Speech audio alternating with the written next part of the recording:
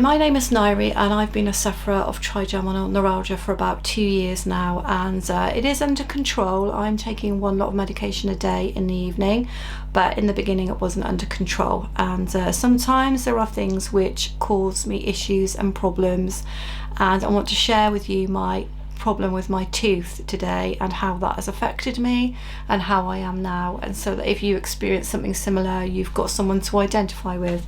So if you feel like you have a chronic pain condition, especially trigeminal neuralgia, but any chronic pain condition, and you want someone to feel that you're sharing that load with, then please subscribe. I think you'll find the channel really helpful. So I have got a troublesome tooth on this side of my face, and it's on the side of trigeminal neuralgia. Now, people wrongly connect trigeminal neuralgia with tooth pain in the sense that they think that it is a tooth pain issue, and it's not a tooth pain issue. They think it is similar to tooth pain. It's not really.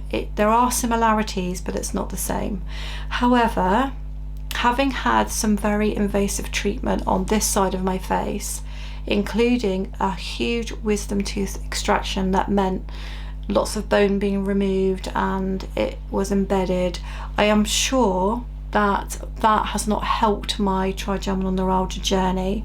And it was after that experience that I really started to get what I would call the more obvious symptoms of trigeminal neuralgia, although the constant ear pain, especially in the cold, happened well before that, years before that.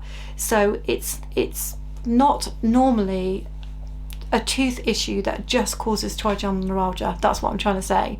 It can exacerbate it, it can bring it on, I guess, but don't get confused between the two things. Don't think that if you've got tooth issues and you're getting facial pain on one side, that that's necessarily that you have it, okay? I just want to say that, because look back on my channel, there's lots of different things to take into consideration. So this side filling, which is at the base of a tooth on the side that I get trigeminal neuralgia, came out, and as soon as it came out, my heart just sank, because it wasn't that I was having pain in the tooth, it was a bit uncomfortable, but I've had this filling put in about 6 times now, because it's in a very awkward place, and because my previous dentist was very keen not to disturb those teeth in any way, and not to take a tooth out, because this is the other thing, you do not want to take a tooth out that is not infected, because that does not make trigeminal neuralgia pain better. If anything, it could make it worse. So she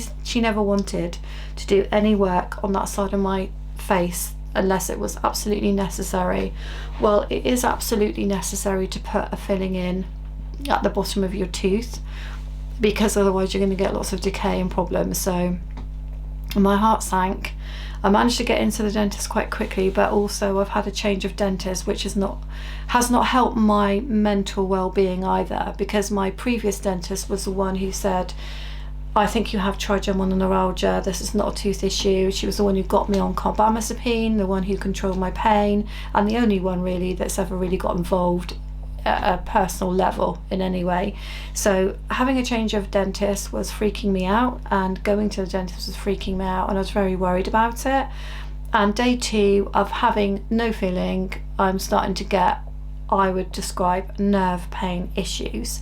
The trickling feeling and sensation that you get with trigeminal neuralgia of like electric shocks, and more far-reaching pain across the nerve. So it was obvious it needed to be dealt with. I hope you guys can see me okay. Do excuse all the crafting stuff going on in the background, because I do other things as well.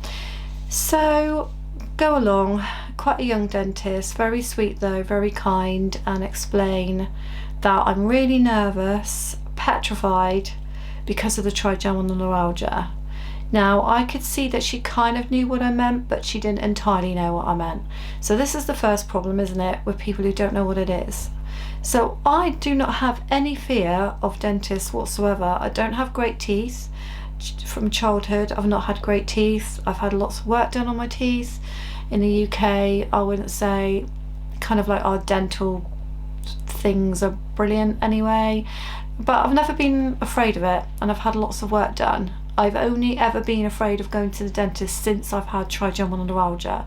It's turned me into a nervous wreck, and it's embarrassing because I've had 5 children, I've had lots of other things wrong with me, I've had things quite serious wrong with me, and going to the dentist shouldn't be something I'm afraid of, but I am. And I want to share that with you because I want you to feel not embarrassed if you are too. Or, you know, if you've suddenly become very nervous about things that you never did before, well, join the club of nervous wrecks, because I'm one of them. So I go along and I explain this to her, and to be fair, she was a lot gentler than my previous dentist, who I think was probably more experienced and a little bit rougher. She was quite gentle, and she said, should we go for plan A, which is we don't drill, we don't inject to numb you, we just gently put a filling back in, just slightly clean the area and gently put the filling back in? Or do we go for plan B, which is I numb you, I clean out the area properly, by that she meant drilling, and I put it back in, and we do that. Now, the previous dentist has said to me, the least tactile, the least physical on those teeth, the better. I mean, even for a while, I didn't even go to a hygienist to be cleaned, and they need doing again actually now, but I avoid it if I can until it's really necessary. So I said, well, can we do plan A? And she said, yeah, I think so. So we did plan A. So she had to blow the air into the tooth, very painful, but other than that, she was very gentle, and that was okay. But then when I came home, I could feel that it had started a flare-up for sure, and I was struggling to want to move around, I was struggling to want to eat.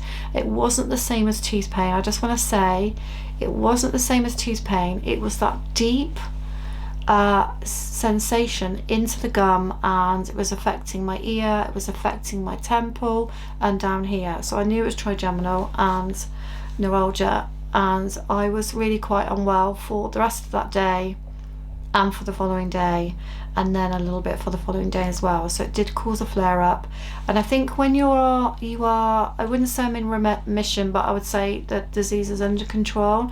I think when you then end up having to have something done that you know is going to flare it, and then it does flare it, you just get upset about it, because you know you're not going to be able to do very much. You know people are going to be waiting on you, and that's what it was like for a few days. And it took me back to what it was like in the very early days. So if you're in the early days of trigeminal neuralgia, you'll be struggling a lot. You'll be struggling a lot with the pain, struggling to get your meds right, and feeling there's no way out. But there is, things can improve. They have for me.